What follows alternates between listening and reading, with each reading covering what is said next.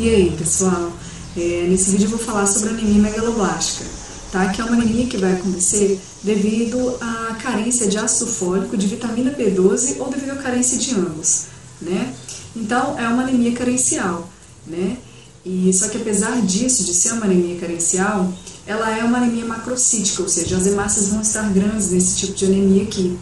Mas como eu já comentei com vocês aqui em vários vídeos relacionados a anemias, né, geralmente anemias carenciais ou anemias em que você vai ter ali a ausência de componentes para a formação da hemoglobina e das hemácias, né, consequentemente, geralmente essas hemácias ficam pequenininhas, ficam microcíticas. Então o que vai acontecer, né, nessa anemia megaloblástica, que apesar de ser uma anemia carencial, ela vai ter hemácias grandes, né, vai ser uma anemia macrocítica. O que vai acontecer, pessoal, é que tanto o ácido fólico quanto a vitamina B12, eles são essenciais para a formação do núcleo celular, de qualquer célula, tá? Então, os precursores dos eritrócitos, a hora que eles estão ali sendo formados, né, eles não vão ter uma adequada formação nuclear, então esse núcleo não vai se expandir, mas em contrapartida o citoplasma dele vai aumentar de tamanho, esperando que ocorra uma divisão celular, né?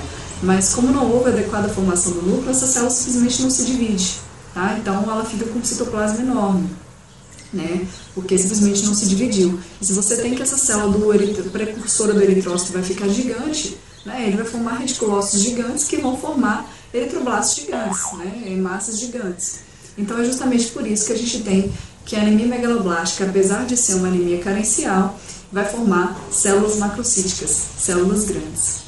O ácido fólico e a vitamina B12, gente, eles são importantes para a formação de qualquer tipo celular, tá? Mas tem as células que irão sofrer mais porque estão ali constantemente se multiplicando, né? Então, o enterócito sofre, peri sofre. Inclusive, esse paciente que tem anemia megaloblástica, ele pode apresentar diarreia, pode apresentar lesões de pele, né? E um ponto muito importante relacionado ao achado laboratorial da anemia megaloblástica é a pancitopenia, né? Esses pacientes vão desenvolver uma pancitopenia porque, como eu já falei, são importantes, o ácido fólico e a vitamina B12 são importantes para a formação nuclear de todas as células. Então a gente não vai conseguir ter a adequada formação dessas células, né? E justamente por isso esse paciente ele vai apresentar uma diminuição de todas as linhagens de células sanguíneas. Então ele vai ter leucócitos baixos, vai ter plaquetas baixas e vai ter também os eritrócitos baixos, né? Porque além da multiplicação dessas células não estarem acontecendo, elas ainda estarão passando por um processo que a gente chama de eritropoiese ineficaz. Elas estarão sendo mortas dentro da própria medula óssea.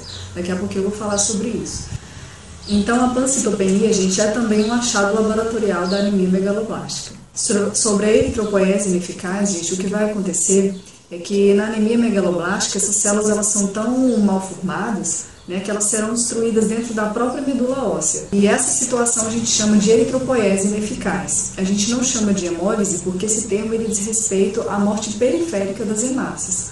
Justamente por isso, a gente não considera a anemia megaloblástica como uma anemia hemolítica, tá? Ela é um tipo de anemia carencial, tá? Mas apesar da gente ter aí essa morte de células, mesmo que dentro da medula óssea exagerada, a gente vai ter um aumento dos marcadores de hemólise. Tá? A gente tem um aumento da bilirrubina indireta, porque está havendo um excesso de metabolização da protoporfirina, e a gente tem também o aumento do LDH. Tá? Esses dois marcadores eles se elevam também nas anemias hemolíticas, tá? E aí, justamente por isso a gente vai precisar fazer então um diagnóstico diferencial das anemias hemolíticas com a anemia megaloblástica, que será através dos reticulócitos. Como eu já comentei com vocês lá no vídeo de introdução às anemias, as anemias hemolíticas são hiperproliferativas, ou seja, elas vão desencadear uma reticulocitose nos pacientes.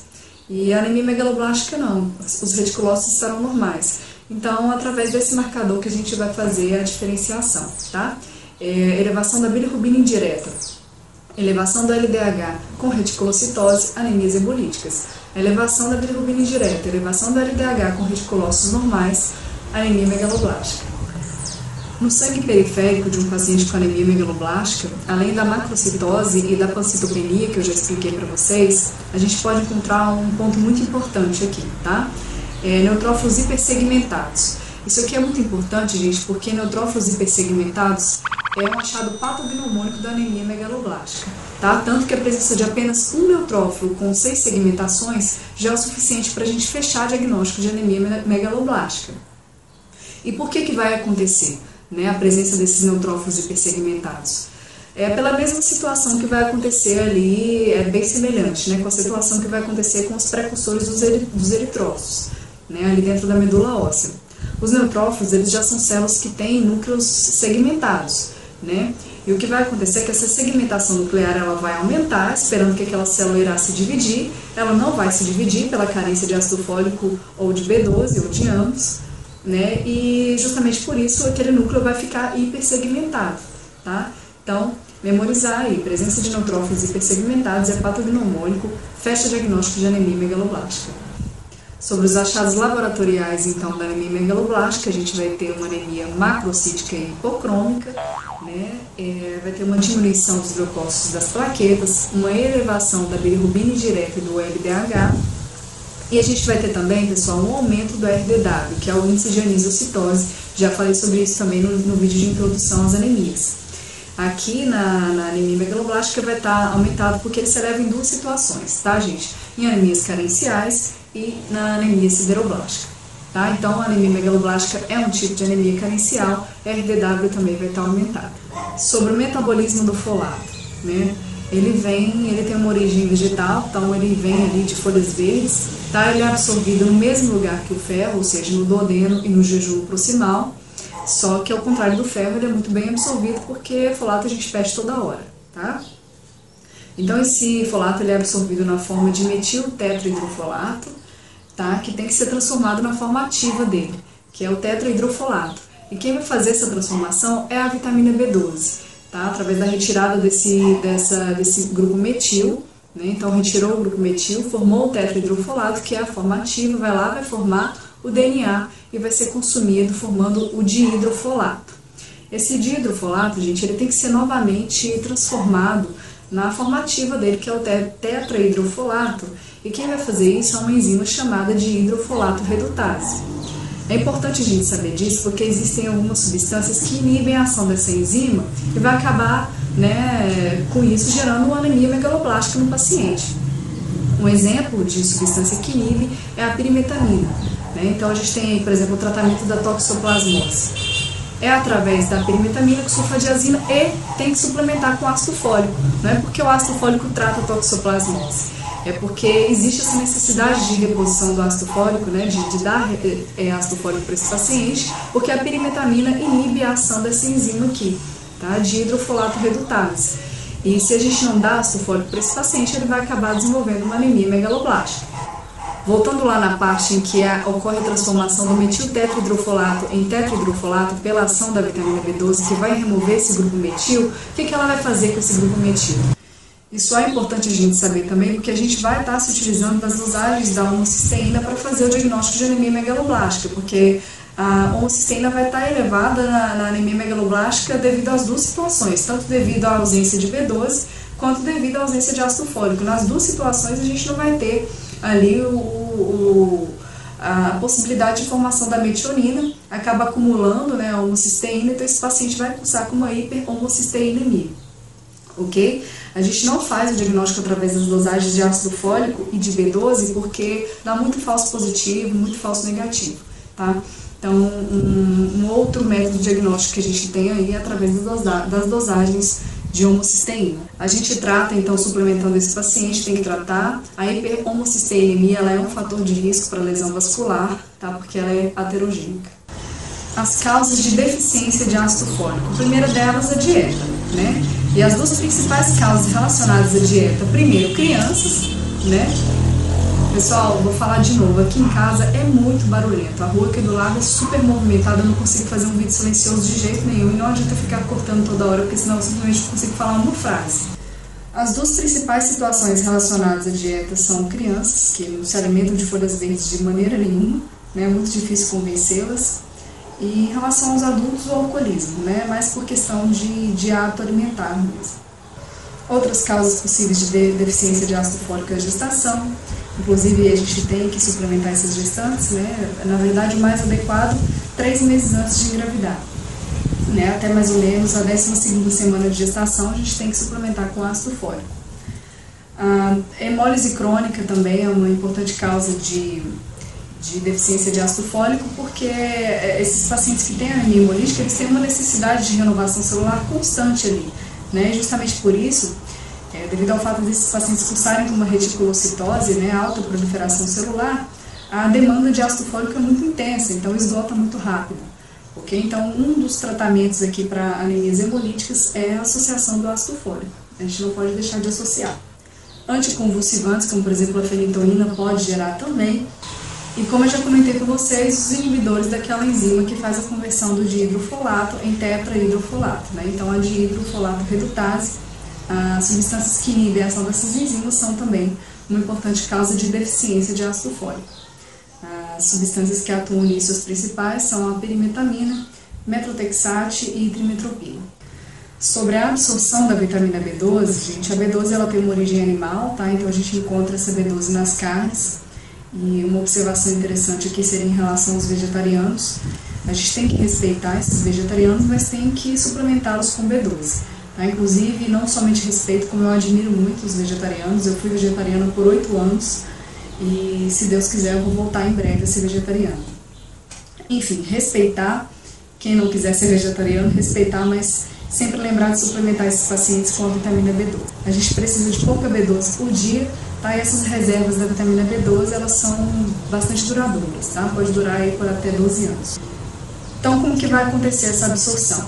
Né? A gente vai ter ali, ao mastigar aquela carne em contato com a saliva, na saliva a gente vai ter o ligante R, que vai se ligar à proteína dessa carne junto com a vitamina B12, né? E vão lá para o estômago.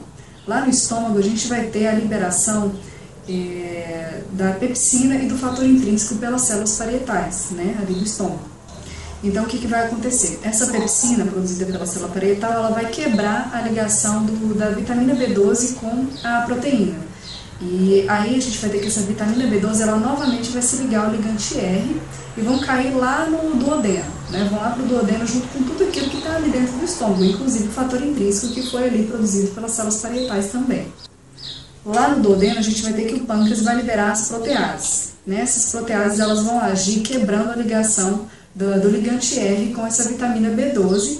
E devido a isso, a vitamina 12 vai lá e vai se ligar ao fator intrínseco que vai facilitar ali a entrada da vitamina B12. Tá? É muito importante a gente saber de todo esse mecanismo porque ele é bastante complexo. Né? E alterações em relação a qualquer uma dessas situações pode desencadear em uma deficiência de vitamina B12 e uma anemia megaloblástica no paciente. Sobre as causas de deficiência da vitamina B12, a gente tem os vegetarianos, já expliquei por quê. Deficiência, a causa mais importante, deficiência de fator intrínseco devido à anemia perniciosa. A anemia perniciosa ela é uma doença autoimune, gente, onde esse paciente vai ter que os anticorpos dele vão atacar não somente o fator intrínseco, como também as células parietais ali do estômago que produzem o fator intrínseco e produzem também a pepsina, né? Ambos muito importantes para a absorção, a adequada absorção da vitamina B12. Então, lembrar sempre da anemia perniciosa, que é a principal causa de deficiência de vitamina B12 no paciente, ok?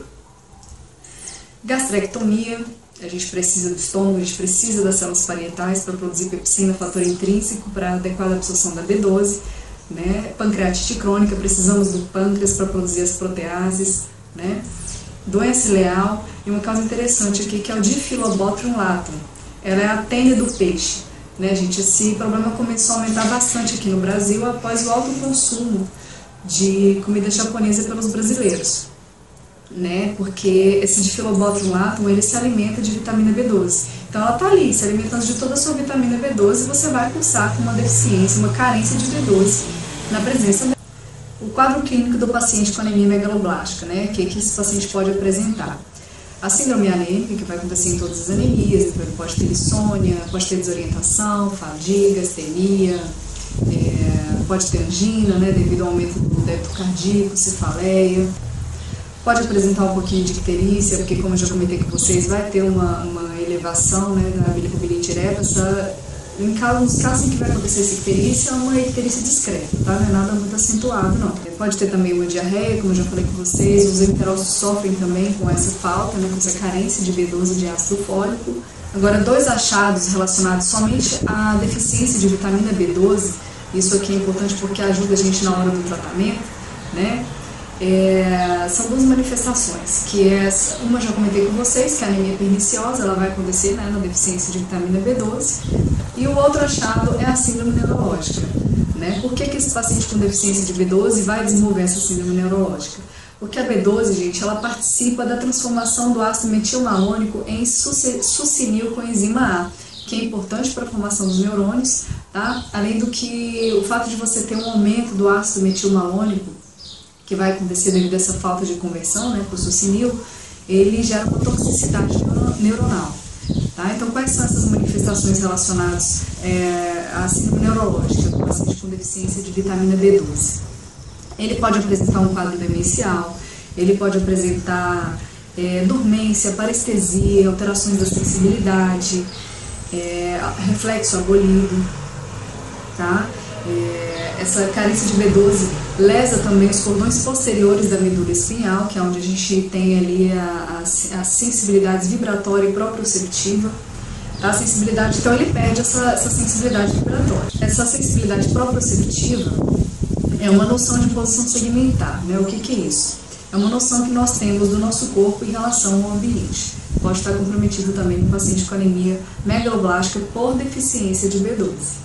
Esse paciente ele pode apresentar também um comprometimento da movimentação dele, tá, devido à lesão que pode acontecer no trato córtico-espinhal, né, que é a via motora voluntária, nossa via motora voluntária. Então esse paciente ele pode apresentar uma paraplegia, uma tetraplegia também. Nos casos em que esse paciente apresentar lesão do trato córtico-espinhal e do cordão posterior da medula, a gente chama de degeneração combinada. Então, pessoal, como a vitamina B12 ela participa desse processo de transformação do ácido metilmalônico em succinil, nos casos de deficiência da vitamina B12 você vai ter um aumento do ácido metilmalônico. Ajuda a gente a diferenciar a causa dessa anemia megaloblástica, né? Se esse paciente evoluiu com anemia megaloblástica por deficiência de B12 ou por deficiência de ácido fólico.